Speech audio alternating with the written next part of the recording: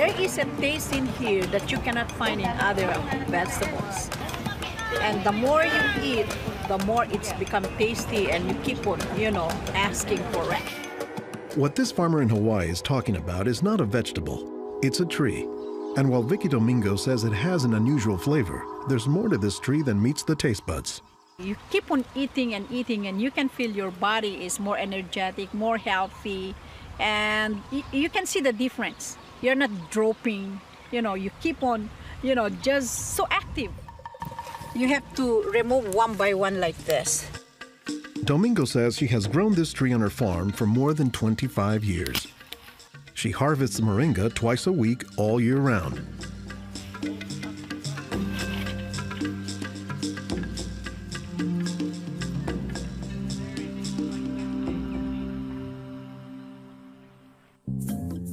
Every week, Domingo sends 1,000 pounds of moringa to the mainland. The rest of it ends up here at a Honolulu farmer's market, where most of her customers have eaten it their entire lives. Well, in the Philippines, it's a third country. In other words, not a rich country. We cannot afford to go to the doctor for medicinal purposes. So we use this in our daily lives so we can have more energy, more vitamins to supplement our daily nutrition in our body. The tree is called moringa, or as the Filipinos call it, marongay. An awful lot of cultures have one or more plants that are kind of markers that people think of themselves when they think of that plant. Dr. Will McClatchy is an ethnobotanist at the University of Hawaii. He studies the ways that humans interact with plants. If you drive around Honolulu here, you'll see a lot of houses have at least one marongay in the yard, maybe a little forest of them, and that's a pretty good indicator that there's a Filipino family there. Jokingly, we say it our Filipino banner, which is our Filipino flag. Once you see this, that means, oh, Filipino stays there.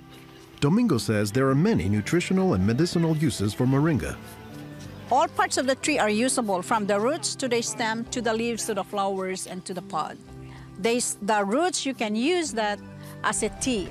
And then the trunk, you can scrape it, squeeze it, get the juice, put in your cut skin, and your skin will heal. Some of this may be folktale, but some cultures have used moringa as a medicinal plant for thousands of years. McClatchy says moringa is worthy of its reputation as a tree with unusual nutritional properties. Thank you. Moringa is one of these trees that is a multi-purpose plant that fulfills such a high percentage of kind of basic needs that when people get used to using it, they really can't see what it's like to live without it. And many cultures don't. Today, moringa is used as a remedy and, in essence, a multivitamin in many of the world's warmest regions. Moringa is used widely in Africa and South Asia, and it's been introduced into South America and Central America, where it's also being used. So, this is not just a plant of a single community.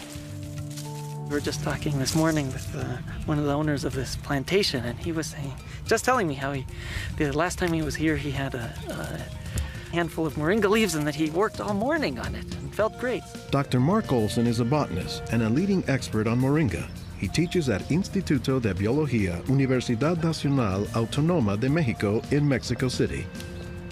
Here, he is visiting a new moringa farm about 2 hours outside the city limits. So they've just planted these here, and soon they'll be nice and big. Olson says that while moringa can grow in places like Mexico or Hawaii, the tree is native to arid subtropical regions, places like Africa and southern India, hot places where moringa has proven its persistence. And this is a plant that really does do extraordinarily well in some of the most difficult areas, in areas that are very hot, areas that are very dry, areas where other things are very difficult to cultivate. Look at the little tuber there. This is one of the reasons it survives so well in dry areas. Also, they're storing lots of water in the wood. So that's one of the reasons this is such a remarkable tree. They don't have particularly deep roots. That's sort of a myth about moringas, that they survive because they have deep roots. No, they're storing water in their roots and their trunk. But moringa, says Olson, does a lot more than just survive, despite the tree's sometimes scraggly appearance. I don't think they're actually the most attractive tree. They're more a tree that you look at and you sort of love the way you love a scruffy friend or a scruffy dog. Because the branches sort of splay here and there, and they get burdened down with huge quantities of fruits on them. And that's actually what makes the tree so remarkable, is that it's such a generous tree. And that's because people have found multiple uses for so much of the tree, including its seeds. They're full of oil. You press the seeds, and then this wonderful aromatic oil comes oozing out, which you can use for cooking, you can use for cosmetics or lubrication or whatever. And the cake, the press cake, the stuff that's left over after pressing the seed, that is what's used for water purification. Water purification, Olson says, is especially useful in developing countries where clean water is hard to come by. But the benefits don't stop there. Some of the things I think are most exciting about moringa is, for example, the high vitamin content. There's a lot of vitamin A in the leaves. And worldwide, that's a problem. A lot of people have problems in development of their eyes because they don't have enough vitamin A. Moringa's vitamin A content, and its content of vitamins in general, has caught the attention of scientists around the world. So I started to read about moringa, and I was absolutely amazed about the richness in nutrients, in many antioxidant compounds, in vitamins. Dr. Monica Marcoux is a pharmacologist who has studied many plants. She has done extensive research on moringa and says it has significant nutritional potency. This subject is one of the topics of her recently published book, Miracle Tree. To me, it was just a natural pathway from my scientific background and my love for trees to writing this exciting book on one of the most exciting and extraordinary trees of our world. Marcoux spends much of her time looking at trees and plants, both as a pharmacologist and as an artist. While Marcoux, the nature photographer, is grabbing shots of plants, Marcoux, the pharmacologist, says she has a bigger concern. We are having an epidemic of cancer and cardiovascular diseases and many other chronic diseases. It's because we basically do not eat what we are supposed to eat. Most of the plants are famous for a particular type of nutrient, like for instance, the orange or the lemon is famous for a high content of vitamin C. The spinach, for instance, on the other hand, is famous for its iron content. Moringa is very unusual because this single plant contains a wide variety of nutrients, but also in quite very high amounts. Marcoux says this concentration of nutrients combined with low calories and low sodium content makes moringa an ideal energy food or supplement that can help offset the typically unhealthy Western diet. Many of the Westerners are also deficient in antioxidant and anti-aging substances that are mostly found in plants. Antioxidants, according to the National Institutes of Health, protect the body's cells and may prevent cancer. And Marcoux says moringa is a treasure trove of antioxidants that happen to work hand in hand. Antioxidant substances and antioxidant vitamins work together in the body. For instance, it's known that selenium works better in the presence of vitamin E.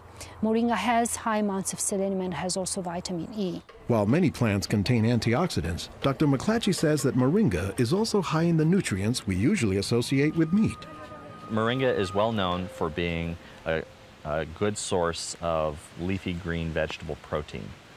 And you don't get a lot of protein out of many vegetable foods other than like beans and things like that. So getting it out of the leaves is really a big deal.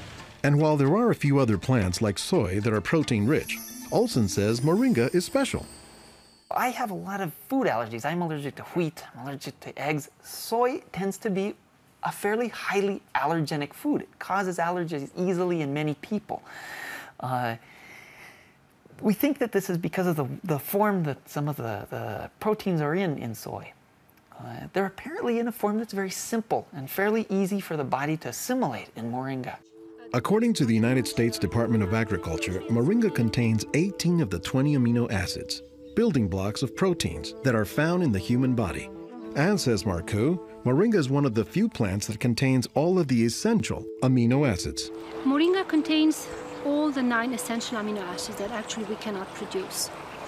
Their presence, but also their ratio, is very beneficial, and it is estimated that this ratio is very good for absorption and for being bioavailable to our bodies.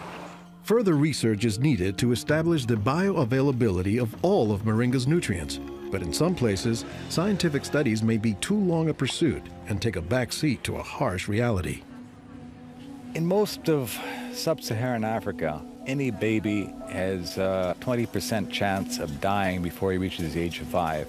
In some countries, up to 40%. And even those who survive past the age of 5, up to half or more will suffer from malnourished physical and mental development. C'est des lésions de malnutrition. These are lesions caused by malnutrition around the neck and around the waist. They are dry now, but will become permanent scars.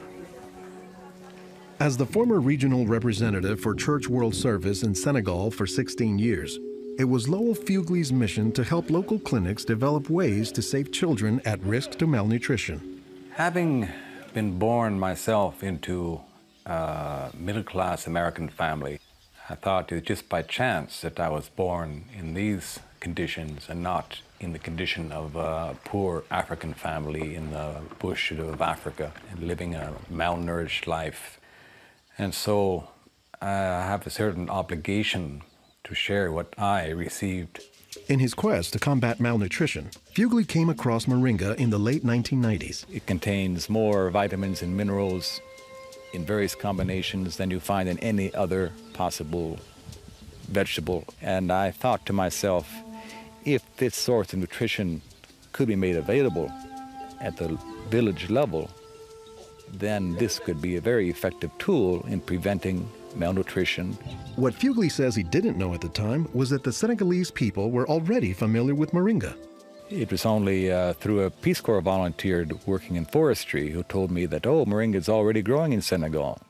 Not only was it growing, the people had been using it for generations, only they didn't refer to it as moringa. They called it nebedai, which Fugley suspects comes from the English words never die, after the tree's resilience. I ask any Senegalese, do you know the nebedai tree? Oh, yes, my mother makes a sauce from the leaves of this tree. We call it mboum. Every Senegalese knew this tree. The problem, says Fugley, was that it was prepared and used in ways that diminish moringa's nutritive contents. They boil the leaves too long, they throw out the water that is boiled in and where many of the vitamins are located, and so they lose a lot of the benefits that the leaves could provide. So Fugley went to work, both planting moringa trees and, more importantly, educating healthcare workers on how moringa can help stave off malnutrition. Regarde tonton. Regarde celui-là. Regarde tonton. Tu as vu? Non, non, celui-là même. Pour le moringa. I was trained in 1998, and right away we saw the virtues of using moringa because of its very high nutritional value. So we began using it right away on an experimental basis. Après la formation, con le moringa. Healthcare workers learned to grow their own moringa trees, dry the leaves, and pound them into powder, maintaining all the nutrients. Nursing mothers were taught to add a spoonful of moringa to their food morning, day, and night to increase their milk production. They were also told to add moringa to all of their family's meals. When we introduced this tree in Senegal, or uses of the tree and different ways of using it, the reactions of the people there was that, well, this is our tree.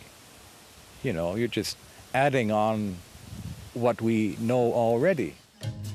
As people changed their habits, Fugley says the results were clear, especially among children. They'll look happier, they'll have more energy, they'll smile.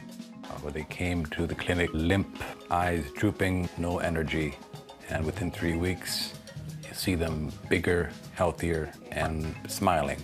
La récupération avec le moringa a été beaucoup plus rapide. We observed that it was much, much more effective than the classic system we had been using, which was based on imported and costly products, such as milk powder, sugar, and vegetable oil. With moringa, people can go into town and find it themselves. Et on l'a, même des fois sans un sou. Moringa is still being used, it's still being promoted, it's still being very valued, even without our input from the outside. Moringa, it doesn't die, it can continue on its own. So you have to eat the moringa on a daily basis. And all their grandkids are eating it every now and then, even my own children, and they are already professionals, and yet they come home and eat it. And while moringa is mostly considered an ethnic food, the trend, says McClatchy, is that more nutritious plants, like moringa, are finding their way into the mainstream. Our diets are pretty bad, although they are improving. But one of the reasons they're improving is because we're starting to adopt more and more of these kinds of plants.